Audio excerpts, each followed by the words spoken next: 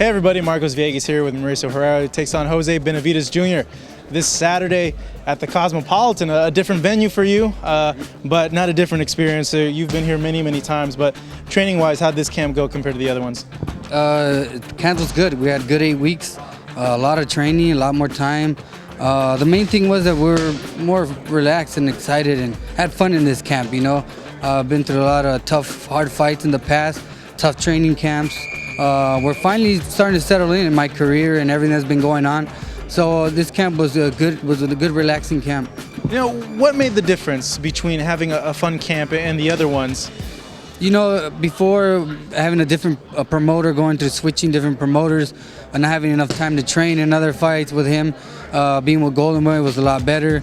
Now, and financially, I'm a little better, so all that, you know, stress is relieved, and then you go into camp and you go to the gym practically skipping there, happy, you know, every day and training hard.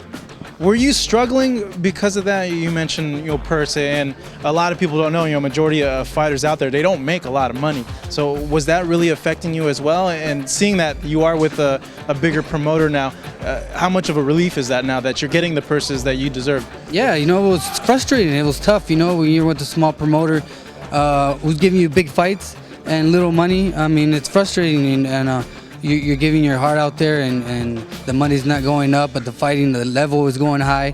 But, you know, finally that contract ended. I'm glad that Golden Boy came at the right time, you know, and gave me the Danny Garcia fight. It changed my whole world. So we're happy, and it's a big difference. I mean, you get just off your shoulders, you know, that part. So you can go ahead and just have fun in the gym, you know, as if to thinking of all this stuff in your head. You go relaxed.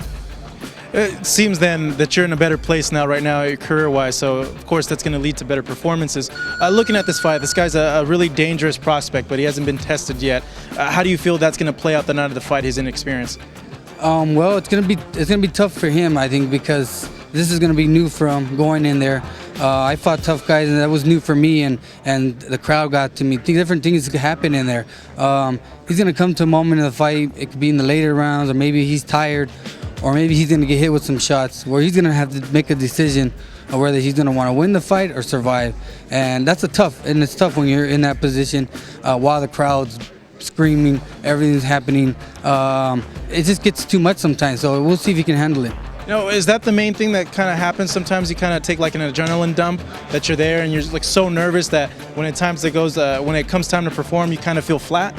Sometimes, yeah. Sometimes you plan everything in the gym, exactly what you want to do, and you go in there and your feet stay flat and you can't move anywhere. And your whole, just like Luke, for instance, the Mike Alvarado fight.